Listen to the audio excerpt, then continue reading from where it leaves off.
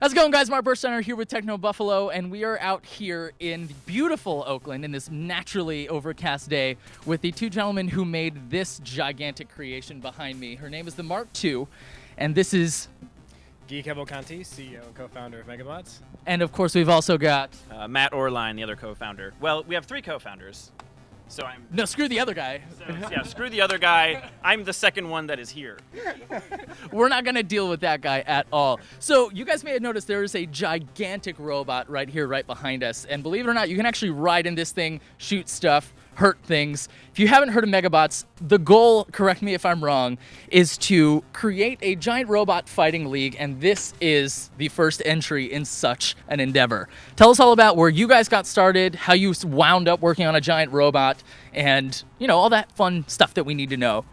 Yeah, so I actually played BattleTech and MechWarrior all throughout middle school and high school, got hooked on robotics, got a robotics engineering degree, went to work at this place called Boston Dynamics making legged robots, and I was like, oh wow, I could just make really big versions of these. That would be awesome. And then took a little break, started a space where I could make any project I wanted. It's called a Makerspace Artisans Asylum in Boston. Met Matt through that, and then we kind of found this angel investor who was looking to make his first big investment in a robotics project. And we said, have we got a project for you? And that was the start of MegaBots. Autodesk called us up. They said, hey, you've been using Autodesk software. We love your vision. We want to work with you. Why don't you come out to the Bay Area? Let's get your robot finished for Maker Faire out here, and then we'll see what you can do with it. Yeah, and then we had a giant robot, and we got drunk, and we said, what can we do with it now? And then we said, let's challenge Japan to a fight. So you guys did actually challenge Japan to a fight via YouTube, if I understand correctly, and Japan responded and said...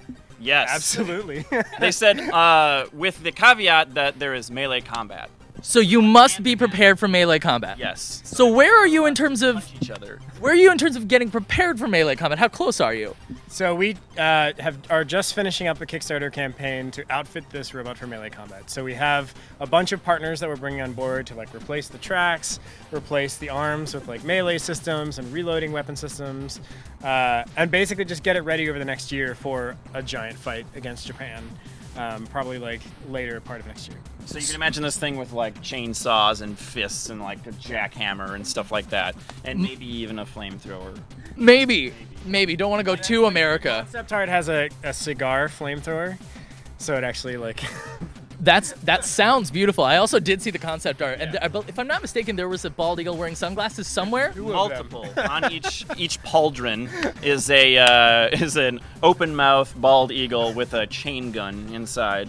Would I be correct in guessing that a pauldron is some sort of a shoulder-mounted cannon receptacle? I think it's just a shoulder-mounted armor piece.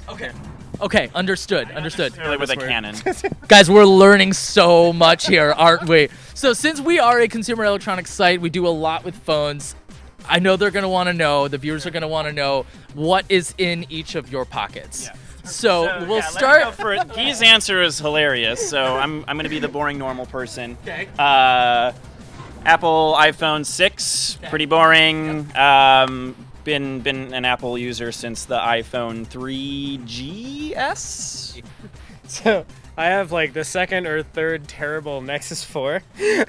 The second or third one ever made. No, the second or third to me because I... Got it. So you could have gone with that first one. That would have been way cooler, wouldn't it? Yeah. Almost. So it's like I don't replace or upgrade hardware all that frequently. So like the microphone's died, I can only use it on speakerphone. So any call that I take is either with a headset in or on speakerphone.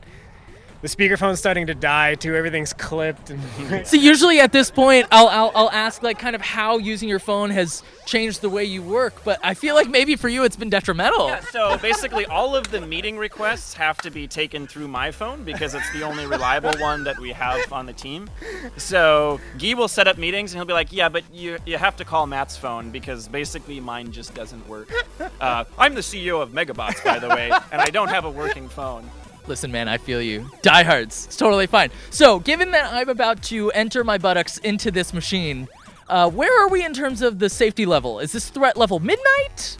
Are we somewhere a little bit below that? Yeah, we're pretty close to the top. So basically, you're sitting on top of probably like 5-ish gallons of gasoline running through internal combustion engine that's pumping hydraulic lines full of boiling hot hydraulic oil pressurized at 2,500 psi, and they're running up through hoses that will pretty much go up through your crotch. Okay. And if one of those hoses bursts off, what happens is something called hydraulicution, where the hydraulic oil will spray into your skin, it'll get into your bloodstream and kill you. You know, I swore to myself the last time I was hydraulicized that it would. That's what I said. Yeah. That it would never happen again, and here we are. I think by definition it means you die. Like Right. electrocuted implies death, I think. I think the doctors told me that was a very light electrolyzation. Yeah, it could be. We're also Hydrolyzation. ignoring the fact that it's a 12,000-pound robot with like multi-thousand-pound arms and like cannons that fire off at 120 miles an hour. And you'll be 15 feet in the air. This thing stands up. This is its like lowest possible setting. Excellent. Cool. Well, I understand that we've got a few pieces of wood, nothing fleshy to shoot at, but I understand we're gonna get to draw some stuff on it and draw on it. So why don't we get to doing that? Yeah, Sounds let's good. let's paint it up and shoot it. I like shooting things. Let's do it.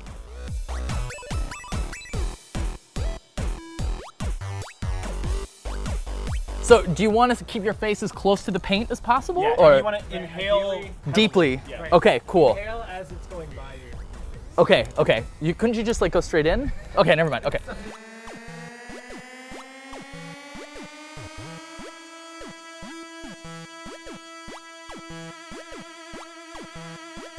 Can you just make it pop a little more? I Give me some more pop. Matthew.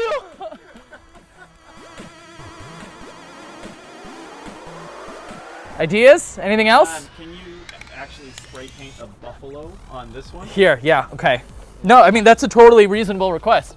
All right, so let's start with black on this one. Buffaloes have horns, right? Yeah. Okay, cool.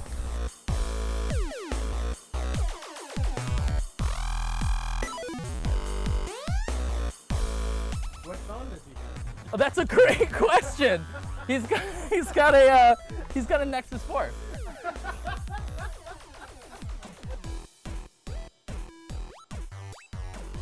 You know what? You're done with this, right? We could just leave this here and stick it right up on the wall. Oh, no. You could still use it. It'd be fine. It's a little bit of screen issue. Okay. How do we look? You ready to blow a hole in this? Let's blow a hole in it. Cool. If you stand in front of the cannon past like 10, 15 psi, it can like take your head off. Cool. With cannonball. So you're we're gonna about to go around. pressurize it. We're about to pressurize the cannon, about to get it ready to fire. Hopefully take the buffalo's head off. Hopefully. But we're just going to be very safe. Hopefully the This buffalo's way. head, not our head. Right. Cool. Got it. So the original concept for the game that we wanted to play before we challenged Japan to a duel was we wanted this to be like a giant game of paintball. You fire these cannonballs and these missiles full of paint, and if you hit parts of the robot, the armor would break off. So it's this very lightweight foam armor. Looks super cool, paint would go everywhere. And then when they hit the canopy, the reason the canopy has a grate is so that it breaks up the paintballs and it like slimes you, like Nickelodeon style. So you're in there wearing a paintball mask and like doing all that kind of stuff. And we actually shot Matt a couple times. It was a terrible experience. Terrible experience. I mean, it was great for everyone else, but Matt actually had a problem. We were back in Boston at the time in like this super cold warehouse in like late October or something like that, shooting a video for it. And we had like put GoPros and crap all over this thing and like gotten in for the first time. And we didn't really do any testing, so we didn't know what was going to happen. And I like sat in there with a paintball mask on, and we like Guy pulls the trigger and covers me in paint. It's horrible. It comes at you like a fire hose, right, 130 miles an hour, and just like covers me. It's burning my eyes because we made it out of dish soap for some reason. We like made our own paint. That's another story. And so I get covered. I'm cold. Boston, freezing, warehouse, and the camera crew's like, "Oh, the batteries are out on the GoPro. We have to just do that all over again."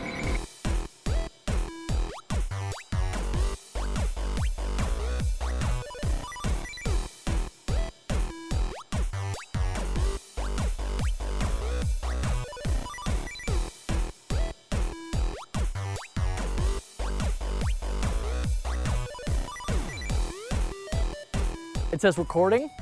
I think we're rolling now. Cool, so I'm gonna get inside this thing with my trusty GoPro.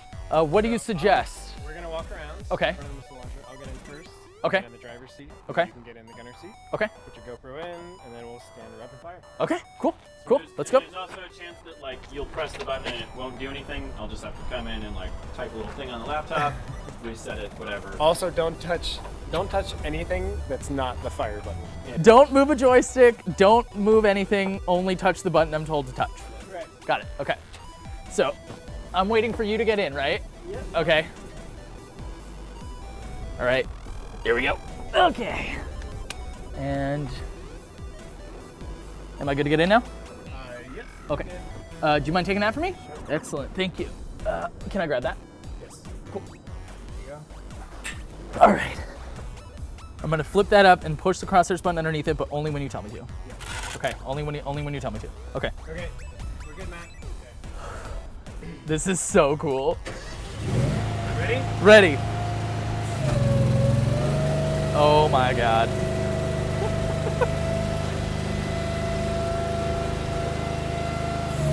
Oh. All right. Okay. Flip up the safety. Flip up the safety. 3, 2, 1.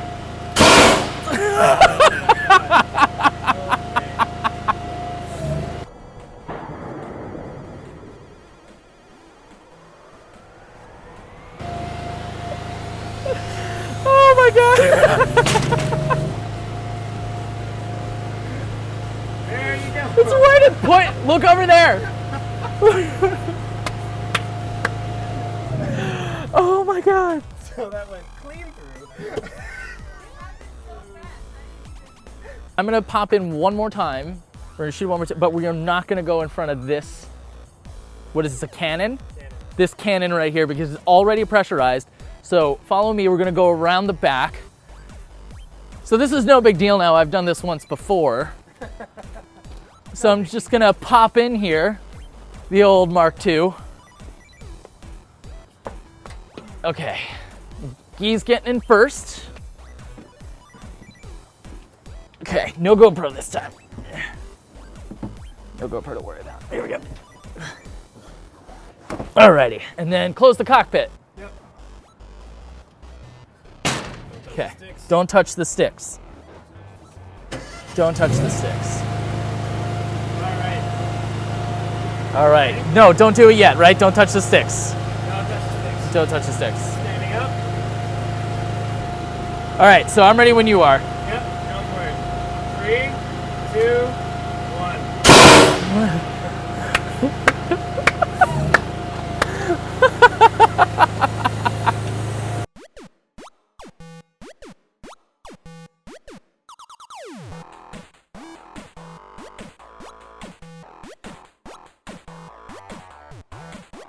Okay, that was a blast. Hey, that was all right. And I see the explosion also equipped you both with very nice aviators. Yeah, just somehow it blew them right onto our faces. The Mark II is just that American. That's really, really impressive. So as you guys can see, this is one of the holes that we punched. This is the first hole that we punched. And it's, This guy went clean through. and that's not normal, correct? This is the first time we've shot big wooden boxes, so maybe it is normal. Okay, cool. So just as far as the wooden boxes shooting career of the Mark II, we're still discovering things. I found this. I found these little happy little bits. I got you guys gifts. Wow. I got you guys. We can sign that for you. Yeah, we could send this to a viewer. Yeah. We can One ship that lucky down. viewer. One lucky viewer can get A piece of this box. just a little bit of the box. Comment below, and one person will get randomly selected. Sorry, you have to do that. Yeah, I guess it's happening. Here we go. Matt just owns Techno Buffalo now. Here we go. What? Well, I gotta. Channel now. I gotta thank you guys so much for having us. I also want to just really quickly. So this, what you have here, we'll show it to the camera really quick. But this is the expandable foam that the balls are made out of, right? Right. So basically, we have these molds. We have two parts to them. the foam expands into them, and it creates this kind of like rigid, thick shell that splinters. when Okay. it hits. It breaks off into pieces. Yeah. And then on the inside, we've got a splattering of your favorite non-Newtonian fluid. Yeah, so this is like oobleck, like cornstarch and food coloring. Very cool. Well, thank you guys so much for having us out here. It was an absolute blast, kind of a dream come true, if I'm being honest with you. Is there anything else that you guys kind of want to say to the community? Anything you guys want to plug? So check us out, megabots.com. You can like us on Facebook, and I think there's still a couple more days of the Kickstarter happening. Search for Team USA Kickstarter. And you guys, congratulations, by the way. You guys just hit the Kickstarter, so congrats. Thank you very much. Very excited. Can't wait to start watching MegaBots on national television. Yep. I'm gonna announce that deal. How do you like that, Matt? I guess you just own MegaBots. I guess so. Well, thank you guys so much for watching. If you enjoyed this video, there's a like button down below. Of course, there's a subscribe button as well. Be kind to one another. I'm sure Matt and Guy will join me in telling you guys to be nice to one another in the comments, and I will catch you in the next video. Thanks, guys. Thank you.